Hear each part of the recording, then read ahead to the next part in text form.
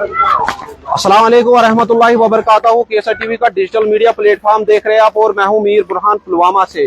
जैसे कि लगातार जो है पार्टियों के बीच पिछले कई दिनों से जम्मू कश्मीर की असेंबली में एक दूसरे पर इल्जामात की बारिशें हो रही है। लगातार आम आदमी पार्टी की जानिब से पीपल्स डेमोक्रेटिक पार्टी पर इल्जामात और पीपल्स डेमोक्रेटिक पार्टी की आम आदमी पार्टी के एमएलए पर इल्जाम। तो हमारे साथ मौजूद है पीपल्स डेमोक्रेटिक पार्टी के पुलवामा के एमएलए वहीदुर रहमान पर्रा साहब। इनसे बात करेंगे और जानेंगे कि जो सिचुएशन जम्मू कश्मीर की असेंबली में बनी और जो वक्फ अमेंडमेंट बिल लाई गई, तो उस हवाले से बताइए। देखिए, वक्फ का जो मसला है ये मजहबी मसला है, दीनी मसला है।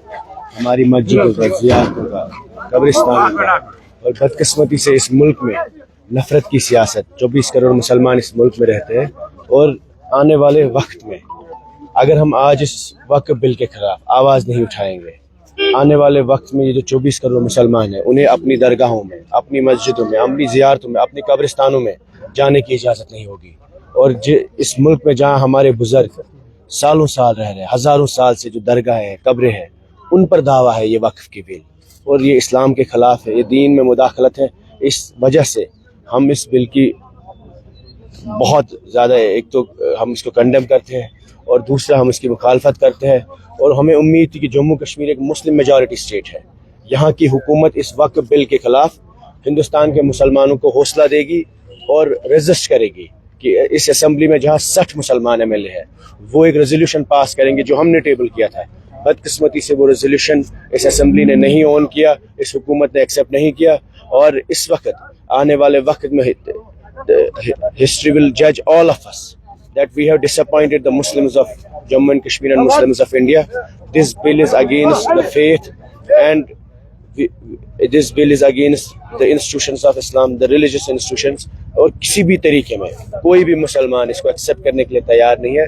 इस बिल की जितनी मुखालफत हो, जितनी कंडेमिनेशन वो कम है, और हम चाहते हैं कि यहाँ की हुकूमत कम कुछ नहीं तो कम से कम इस वक्त मुसलमानों का साथ दे और उनके साथ खड़े रहे। वही सब लगातार भारतीय जनता पार्टी के जो लीडर्स है वो ये कह रहे हैं कि एम्बेजलमेंट ऑफ फंड्स और अनअकाउंटेबिलिटी वजूहात है कि हमें वक्फ बिल को अमेंड करना पड़ा। तो किस हद तक के सही है? वक्फ ज़मीन का मसला नहीं है, ये एतिकाद का, मजहब का मसला है। जो हमारी मस्जिदें, हमारी ज़ियारतें, हमारी कब्रें हम एहतसाब करेंगे, उस पर हुकूमत थोड़ी कर सकती है।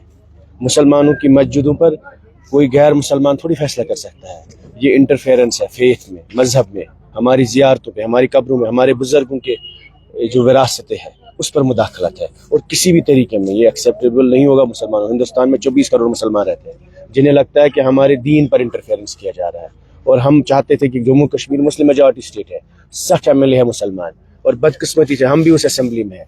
कल जब वो रेजोल्यूशन आया तो असेंबली ने वो रिजेक्ट किया, ऑन नहीं किया, एक्सेप्ट नहीं किया।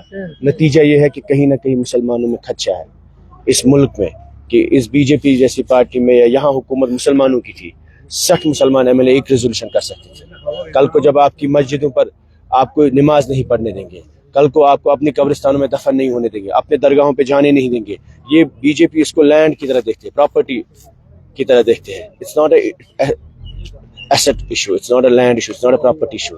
ये हमारे जज्बात की बात है, हमारे मजहब के सरमाए, ये हमारे मजहबी मामलात है। ये किसी की एक शॉपिंग कम्प्लेक्स नहीं है कि हमारी कब्रिस्तानों पे ये बिल्डिंगें बनी। जिस मिनिस्टर ने ये बिल टेबल किया उसका वेलकम किया गया यहाँ पर, उस वक्त जब हिंदुस्तान के सारे मुसलमान नाराज थे। अनफॉर्चुनेटली जो रेजोल्यूशन हम चाहते थे इस बिल के खिलाफ हो, ये मजहब में इंटरफेरेंस है, और जम्मू कश्मीर हुकूमत हो, जितने भी मुसलमान एमएलए उनको इसकी मुखालफत करनी चाहिए। और आम आदमी पार्टी और पीडीपी के बीच लफ्ज़ी जंग, छोटे मसले हैं, वो कोई बड़ा मसला नहीं है। इस वक्त मसला दीन का है, इस वक्त मसला ईमान का है। ये हमारा ज़ाती लड़ाई नहीं है।